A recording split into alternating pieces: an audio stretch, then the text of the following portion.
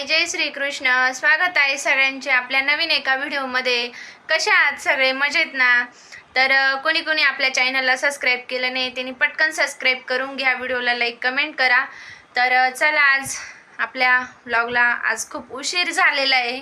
आत्ता 11 11:30 वाजले आणि उशीर होण्याचं एकच कारण आहे की आज उठायला पण उशीर झाला बाळामुळे. तो रात्री लवकर झोपला नाही, त्यामुळे मी पण लवकर झोपले नाही. त्याच्यामुळे मला पण सकाळी उठायला उशीर झाला, तर त्यामुळे आज सगळाच उशीरच होऊन गेला. तरी पण आवरले 11 11:30 वाजेपर्यंत कामं घरातले सगळे आवरले. तर आज जेवणामध्ये वांगे बटाट्याची भाजी केली त्यांच्यासाठी, माझ्यासाठी कांद्याची चटणी केली, चपात्या बाजरीच्या भाकरी असं काही स्वयंपाक केला. बाकीचे सगळे काम आवरले घरातले. आणि आता आरतीचा पण टाईम होईल, तर आता मी आरती करणार आहे 10-1 मिनटामध्ये. तर तुम्ही ब्लॉग कंटिन्यू करा. आज दिवसभरामध्ये काय काय होतं तुमच्यासोबत नक्की शेअर करील. तर चला, आता मी थोडा वेळ बाळासोबत टाईम घालवते आणि मग आरती करते. माझी आत्ता आरती झाली आणि मला तर जेवण करायला बसायचं होतं. तेवढ्यात मला सोसायटीच्या खालून ना एक बाबांचा आवाज आला. ते मला बोलले, शेंगा घ्यायच्या का? तर व्हिडिओ बनवण्याचं एकच कारण आहे त्यांच्याविषयी की ते बाबा खूप जुने बरं का. मी त्यांच्याकडून माझ्या म्हणजे प्रेग्नेन्सी होती ना तेव्हापासून मी त्यांच्याकडून बोरं म्हणा, शेंगा, काकड्या असं वेगवेगळं ते विकायला आणायचे गाड्यावरती. तर मी त्यांच्याकडून पहिल्यापासून घेत आले आणि त्यांच्यावर व्हिडिओ बनवण्याचं एकच कारण आहे की त्यांच्या मनामध्ये एक आपुलकीचा विषय.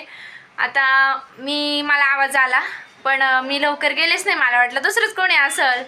तर ते माझ्यासाठी 2-1 मिनटं तिथंच थांबून राहिले बरं का, सोसायटीच्या खाली. मला म्हणे, मी तुझ्यासाठीच थांबलो होतो. म्हणजे ते असं एकदम मुलीसारखं हे करतं नाही का. तर ते थांबून राहिले. आता ते कसे म्हणते बघा, मला वरून दुरी दे म्हणे, मी तुला शेंगा देतो वरती, नाही तर आणून देतो. आता ते खूप वयस्कर आहे, त्यांचं एवढं वय झालं आहे. आणि आता कोणी कोणी मला कमेंट करेल की त्यांचा पण त्याच्यामध्ये फायदा आहे, त्यांना पण पैसे भेटणार आहे. कधी कधी विषय पैशाचा नसतो, आपुलकीचा पण असतो. कोणी कोणासाठी एवढं थांबत नाही. 2 मिनटं ते इथे थांबले. माझ्यामध्ये 2 मिनटामध्ये ते त्या गल्लीमध्ये पण बाजूच्या जाऊ शकत होते, पण ते तिथे का थांबले. आणि मी काही त्यांच्याकडून एवढं पण घेणार नाही की काही त्यांचा खूपच नफा होईल असं 200-300 रुपयाचं. एवढं पण मी काही त्यांच्याकडून त्यांचा माल घेणार नव्हते, शेंगा म्हणा किंवा काकड्या. पण तरी ते थांबले असं. तर बघा बरं का, आता मी तुम्हाला दाखवते ते बाबा ते कसं मला खालून एक ॲक्शन करताय की बा वरून दुरी टाक. कोणीच नाही आता.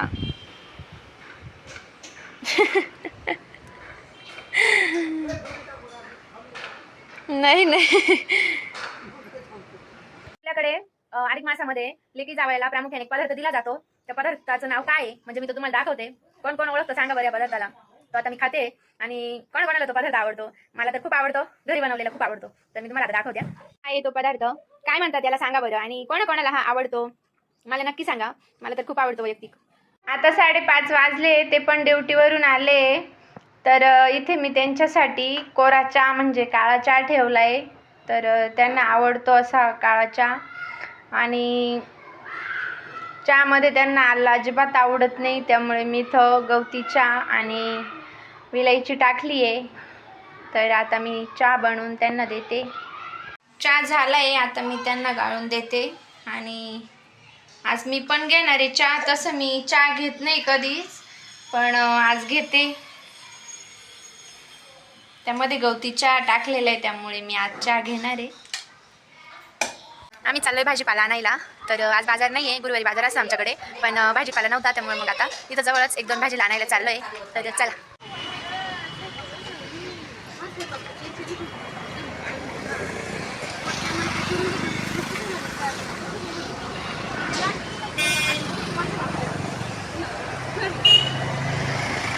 काय जोडी घेतली तिला जीव सुद्धा नाहीये.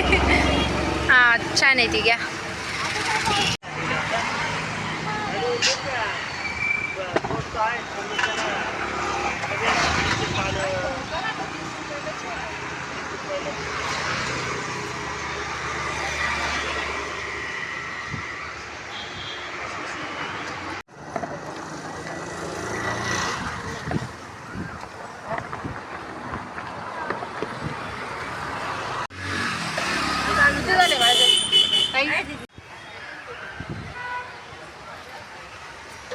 आम्ही आत्ताच भाजीपाला घेऊन आलोय. आता 7:30 वाजले.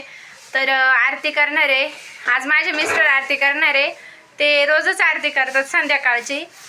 दुपारी 12ची आरती माझ्याकडे असते कारण ते नसतात त्यामुळं. तर आज त्यांचा शूट घेऊ आपण.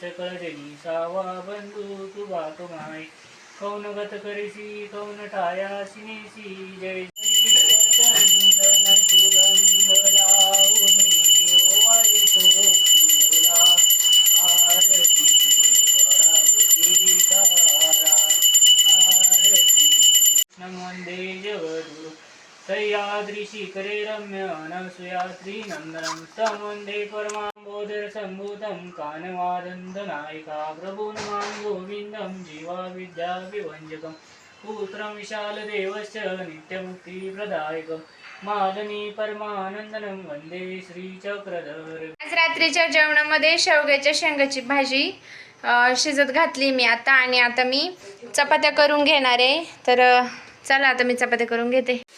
कोणाच्या घरामध्ये रात्री जेवल्यानंतर एवढे भांडे निघतात मला सांगा बरं.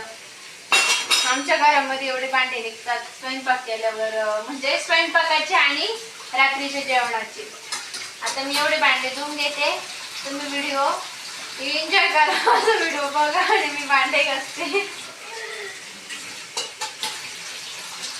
स्वयंपाक झाल्यानंतर पूर्ण किचन वाटा असा क्लीन लागतो मला कमेंट करून नक्की सांगा. माझे भांडे वगैरे सगळं आवरून झालंय. गॅस सगळी किचन वाटा सगळं क्लीन केलंय. आता झोपायचा टाइम झालाय तर आता आम्ही झोपून घेतो. आजचा व्लॉग इथेच एंड करते. तर तुम्हाला व्लॉग कसा वाटला मला नक्की सांगा. आजच्यासाठी एवढंच होतं. व्हिडिओला लाईक कमेंट करा, चॅनलला सबस्क्राईब करा. Bye, good night.